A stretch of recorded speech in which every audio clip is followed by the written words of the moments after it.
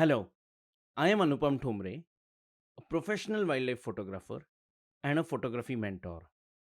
Welcome back to the post processing showcase, and this is the second video in the series. I hope you have a good time going through this session. Today, we are looking at this beautiful image of the Sri Lankan frogmouth perched nicely on a clean branch with no disturbance in the background. The leaves are quite at a distance, thus giving a beautiful soft bouquet. This is a very good example of image where selective light can be enhanced. So moving forward, let's first start preparing this image for detail processing. We prepare this image first in Adobe Lightroom, starting with collapsing the left and the bottom panels, thus giving us enough real estate to work on the image.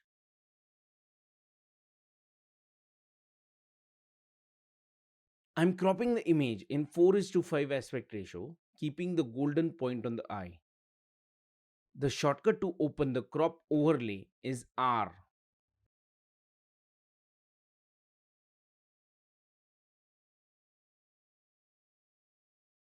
Once cropping is done, we set the profile to Adobe Standard. Moving towards Details tab, press Alt key for Windows or Option key for Mac and move the masking slider ahead till you see only the subject sharp in the masking mode. What I am doing here is clicking on the denoise button, unchecking the denoise checkbox, and checking on the super resolution checkbox as I want to enhance the resolution of this image drastically. This is for printing. This is before and after of what I will get after enhancing the resolution. Click Enhance and wait for some time for the process to complete. Do you see these blue patches on the darkest part of the bird, especially on the eye or near the tail or on the perch? These are black clipped areas. These are shown because my clipping indicators are set to on in Adobe Lightroom. To toggle that, press J. Now it's time to set the white balance of the image. I use the white balance selector tool, shortcut is W, and find a neutral color with all the RGB values, which is the red, green, and blue values having same numbers before the decimal point. Once that is achieved, I click on that point and the white balance is set. However, do not forget to reset the tint slider before going ahead. Moving ahead, for setting the right tonality of the image, I am reducing the exposure slider slightly, flattening the image by reducing the highlights and the shadows. I am also adding contrast by increasing the whites and blacks slightly. To know why I am doing this, you will have to join the workshop with me where I teach the intricacies of each and every action that I am doing here. In my workshops, I give threshold values to my students, which helps them to decide how much values to set precisely.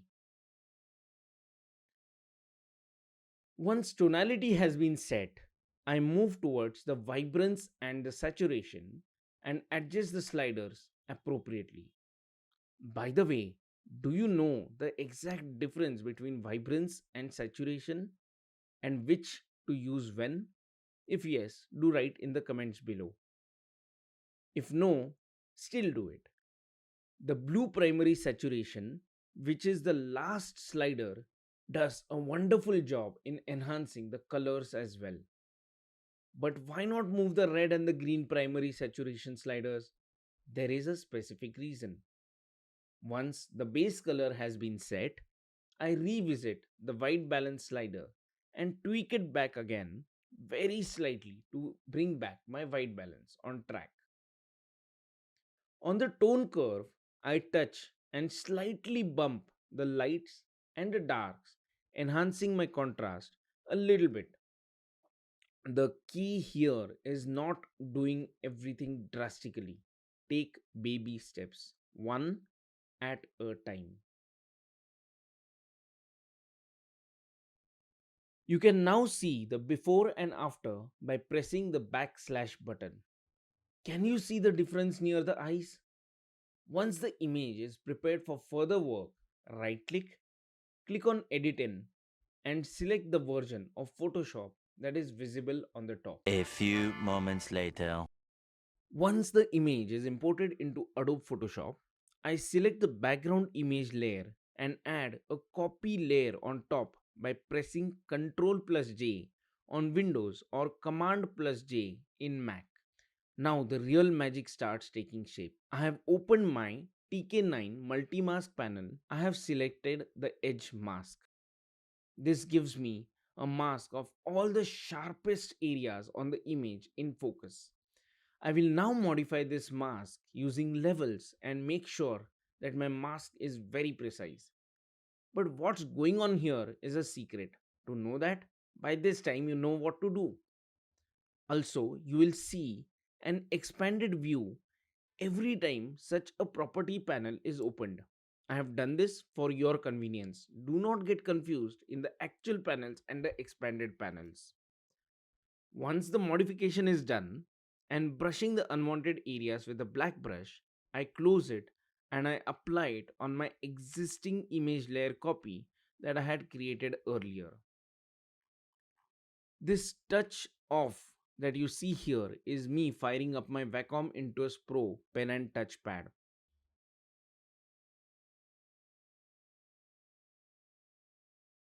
I am now applying the Smart Sharpen on this layer, thus enhancing the sharpness. A copy is now created of the existing layer and the unsharp mask is applied to further enhance the sharpness slightly. By the way, do you know exactly what these two actions do and what is the difference?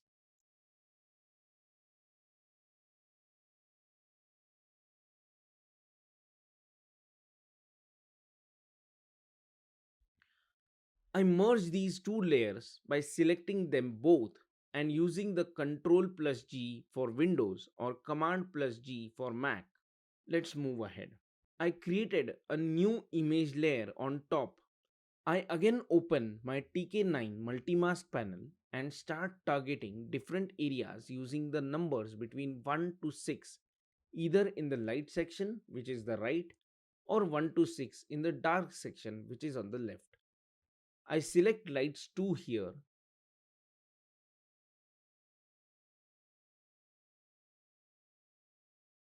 Modify the luminosity mask using the lasso tool, shortcut is L, and select the area of my working interest.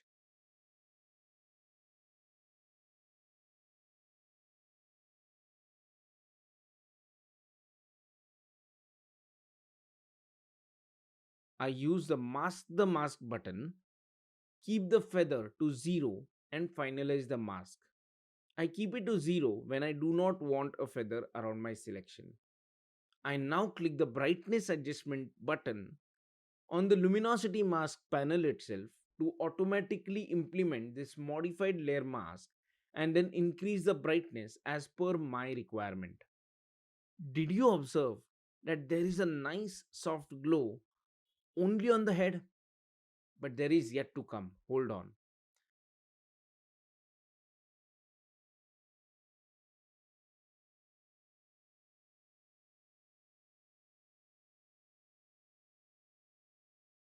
I will now keep on repeating this procedure on different areas of the bird and the background.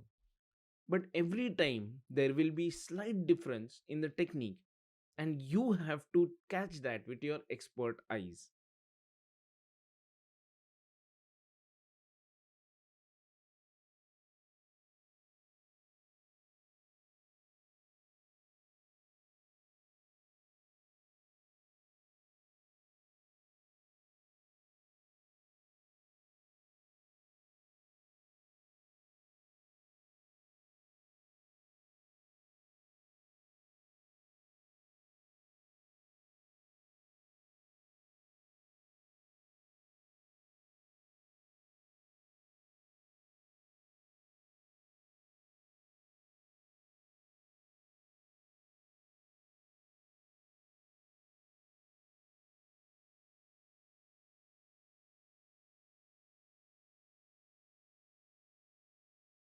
For the eyes, I have not only enhanced my mask now with the modify levels, but also dodged the brighter areas of the mask to enhance the glow in the final result.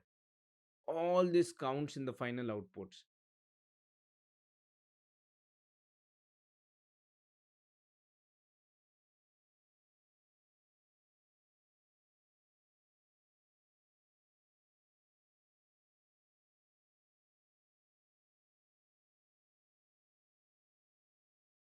This is the before and after for the eye of the bird. Isn't it looking great already?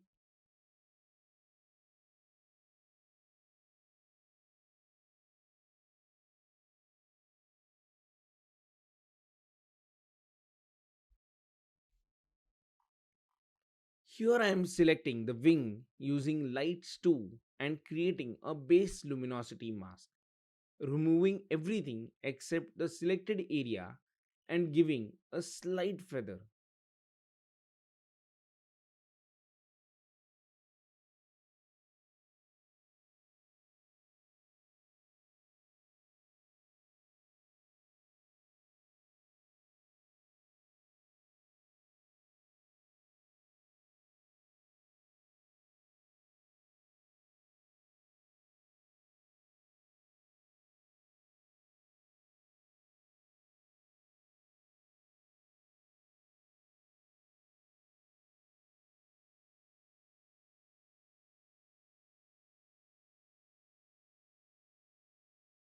Then I'm erasing the unwanted area with a black brush and I will increase the brightness to give a nice enhancement in the brights.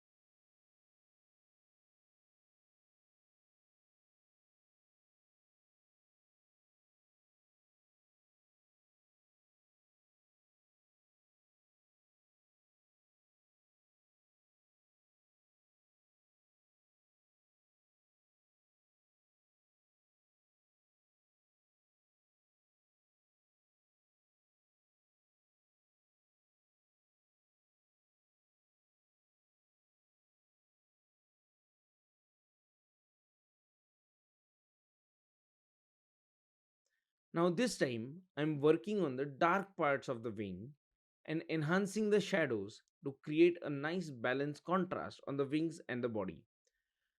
I'm using the tone curve in the output section to gradually enhance the shadows. When I say enhance, I'm just saying bump up the shadows, not remove them.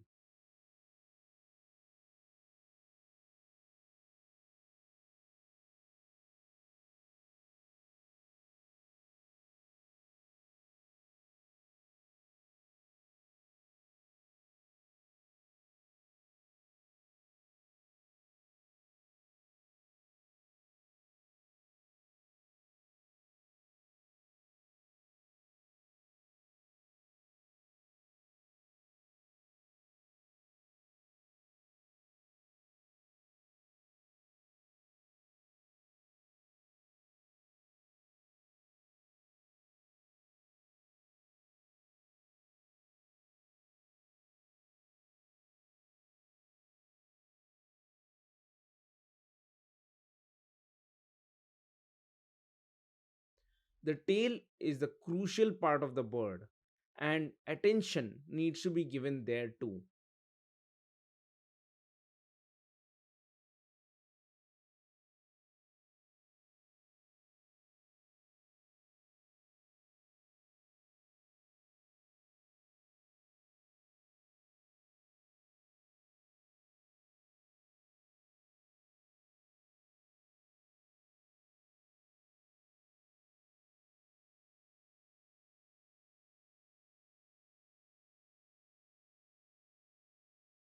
By now, you will have got a general idea of exactly what is happening. You can always reduce the speed of the video and see it properly.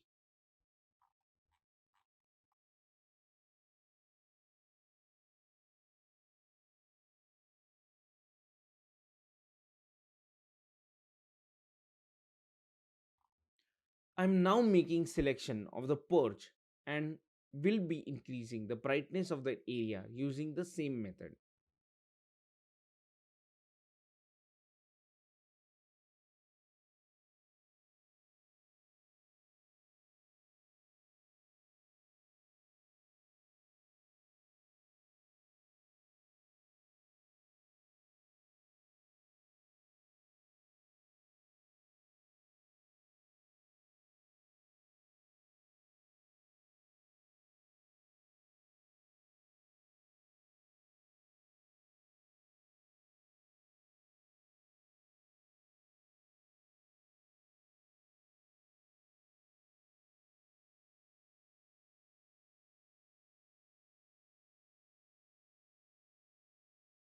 Here, we end the tonal adjustments on the selective areas.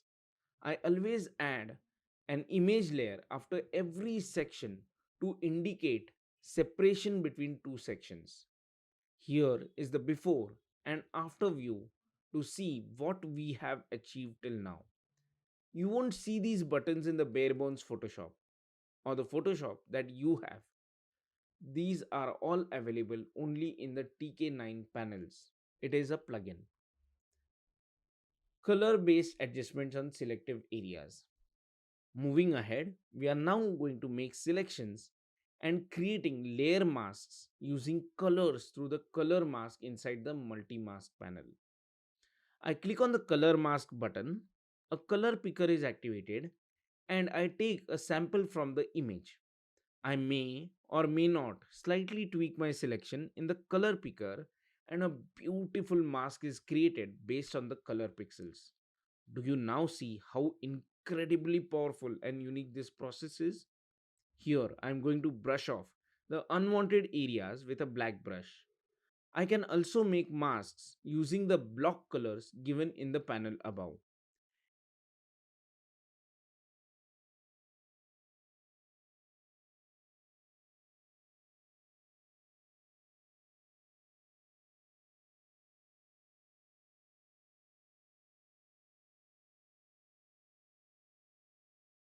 I am increasing the brightness of the mask slightly. Here, I am removing the unwanted areas with the black brush. And now applying the mask to the brightness contrast layer to increase the luminosity of the selected color pixels. You will notice a beautiful and a soft enhancement on the bird. Now, during this selection, I am showing a very advanced technique for intersecting two masks. Earlier, we were working only with one mask, but now I have one color mask and a second one luminosity mask. The moment I intersect them using the multiplication sign in the calculator and press equal, I get a very unique mask of the bright reds only. Here, I output this achieved mask to the vibrance saturation adjustment layer and increase both the parameters as per required. I am now making selections of the green colors in the background. If you observe properly, there are some areas inside the bird too. Look carefully. So I am now trying to make it more precise by selecting a block color from the top. Though the residue intensity has reduced, I am going to manually clean it up using the black brush inside the bird. Once I am happy about my mask, I apply it to tone curve and slightly underexpose so that hotspots on the background and branch tone down a little bit. Here is an example of what I meant, the before and after. Remember, this is a game of slow and steady. Set the intention, make the precise mask, and play with the desired effect. Simple.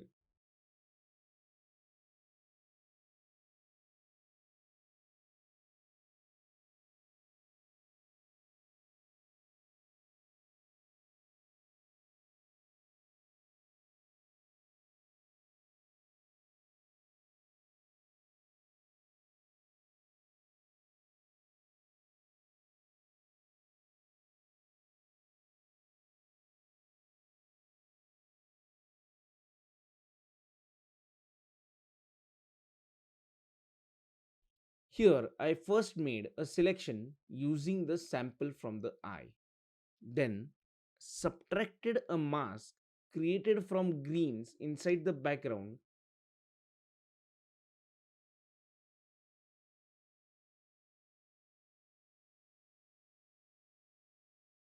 and whoa, I got a beautiful selection of the bird and some subdued areas in the background. Modifying it a little bit, I get a perfect mask of all the red tones on the wings of the bird. I'm giving it a little brush of feather and removing unwanted areas with a black brush.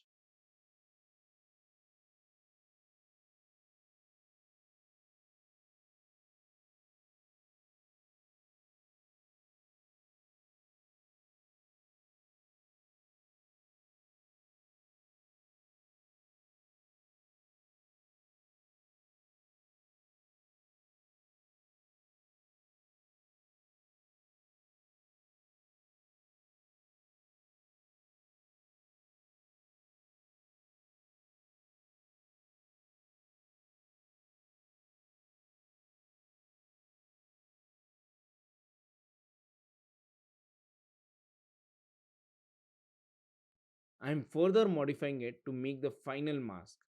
I output it to the brightness contrast layer and increase the brightness slider to enhance the glow on the highlights of the wings. Superb, isn't it? I add an image layer to seal that off and move on ahead to a very interesting section. Keep watching.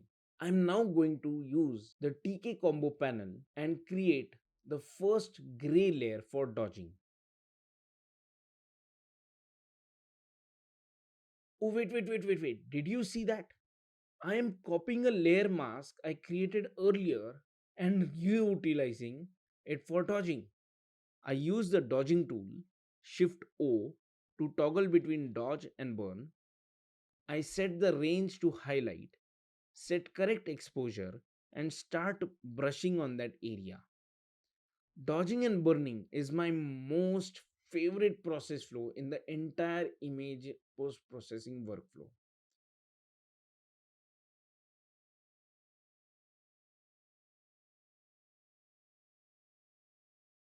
Once I finish brushing on the wings, I move to the head. But tell me, will there be any effect? No, of course not, because the layer mask is made only for the wings. Layer masks work like stencils. The more precise they are, the more effective and easy it is to apply any desired effect. Now I add one more gray layer for dodging. I am finding a perfect layer mask from the already created layer masks below and reutilizing it on this new layer. It's for the tail.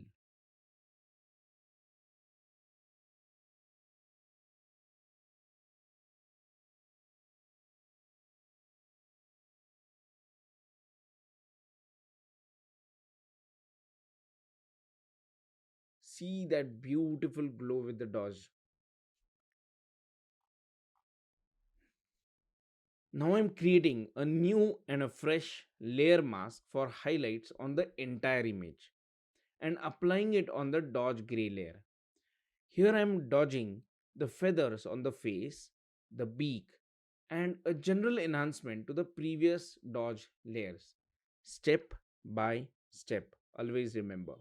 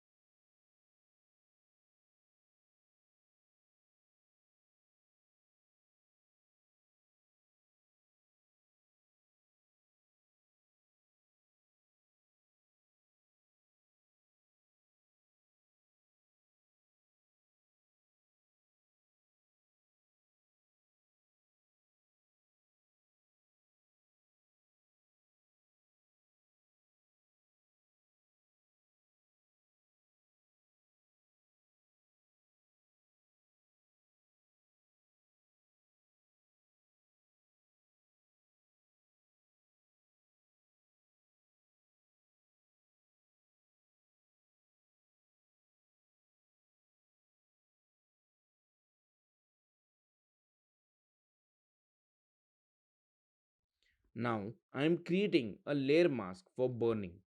I selected darks 3 this time and output it to the burn gray layer.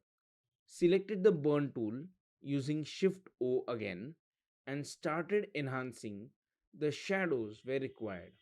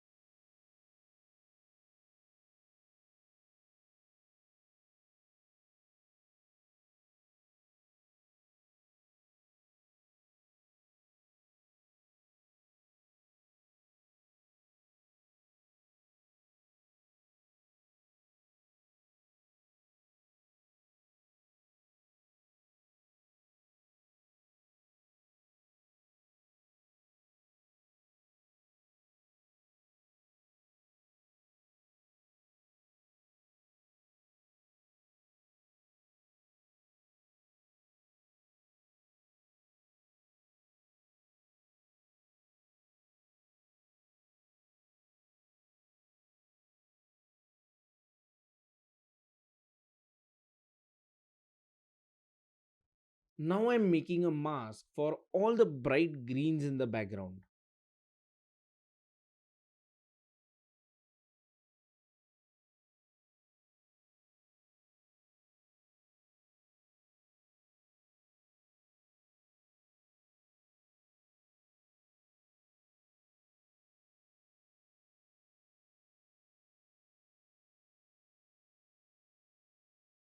Modifying so that I don't harm the burn-in process and create a new mask for burning.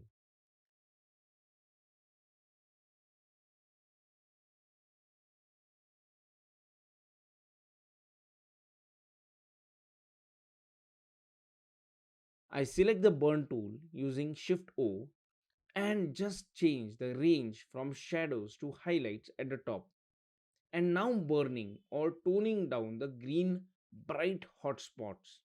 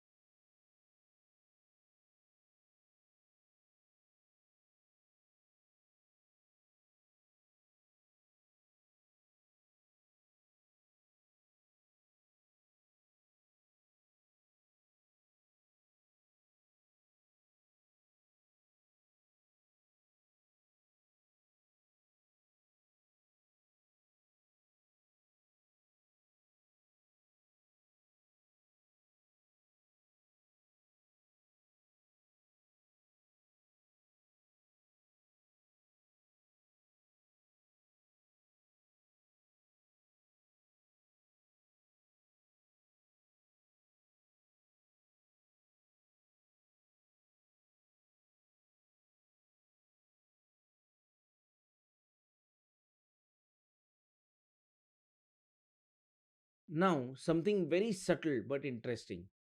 I make a selection of green from the background. A color mask is created. I remove the unwanted greens from the bird by brushing it with black,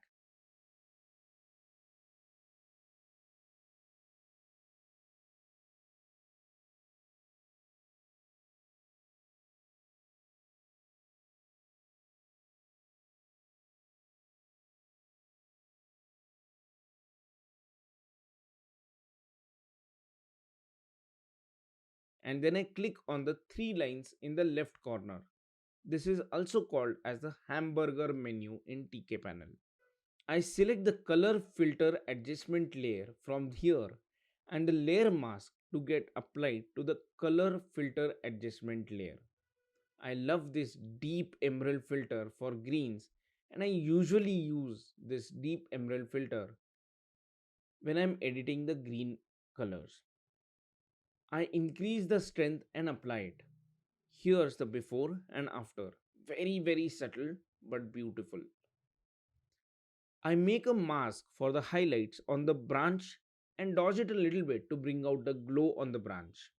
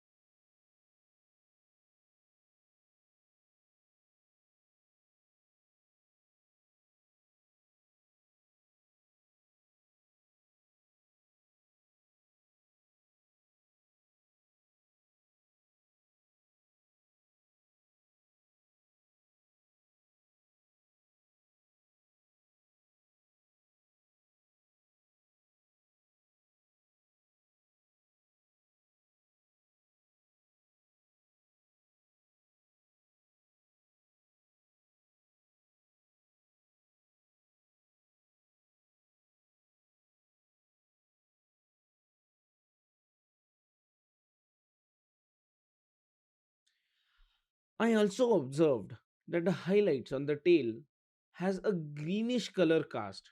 Did you see it too? And I need to remove it.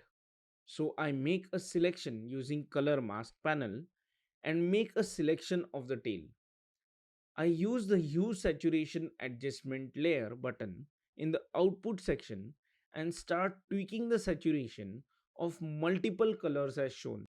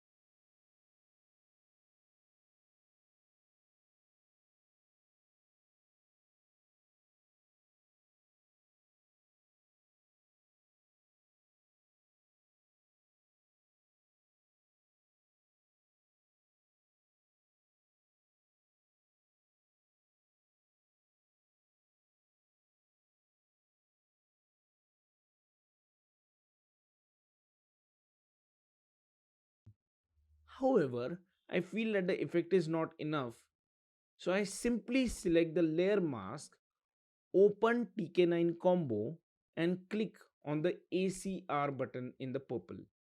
It opens the layer mask in Adobe Camera Raw, and from here I can just increase the exposure to brighten the mask. You see a lot of blue here because clipping indicator is on and everything else is black.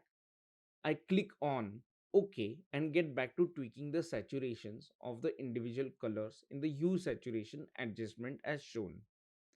Now this ends the dodging and the burning section and some additional supplementary enhancements. I add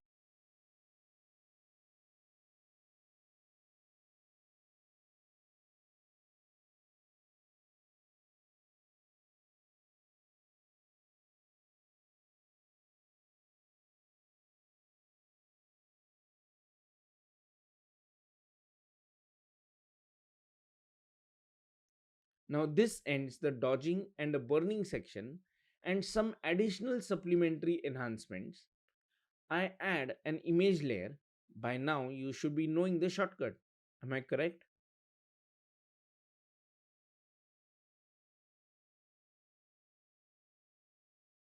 Now let's switch on some lights. Confused? Let me show you how I do it. I add a transparent layer. Using the gradient tool, I go inside the gradient editor. I select the color of my choice, but not any random color. You need to know the color science to do this. And yes, you got it right. I teach it in detail in my workshops. Once the color is chosen, I make the image small using control minus or command minus and using the radial gradient as a selection in the properties panel. I draw the gradient following the source of light. This looks very crude to start with, but keep watching.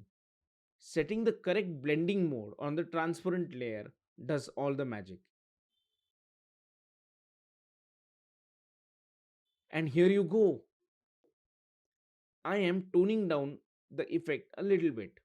After adding an image layer at the top, I open it in Adobe Camera Raw and start creating radial gradient mask as shown.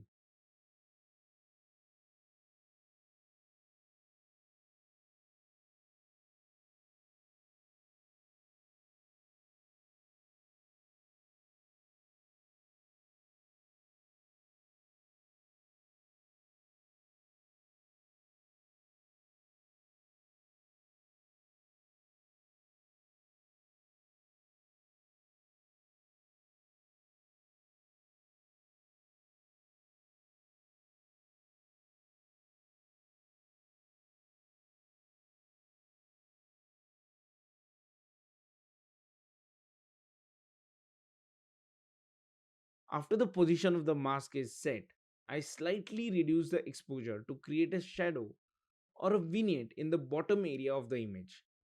The reds that you see indicate the position where the effect is going to get applied. It is an overlay.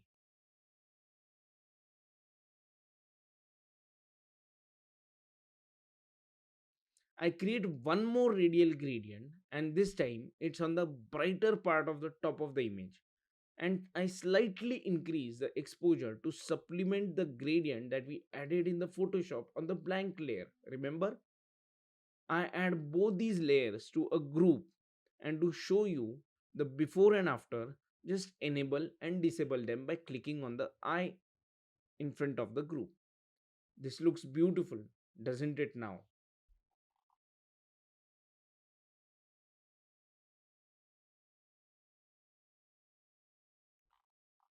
Once this is done, I add a simple brightness contrast adjustment layer and slightly increase the brightness to give that last bump. Once this is done, I will seal off the layers with a final image layer, and here is the complete before and after of the entire image. Where we started after importing the image from Lightroom into Photoshop, and where we ended in Photoshop with the luminosity masks by Tony Cooper called as TK9 panels.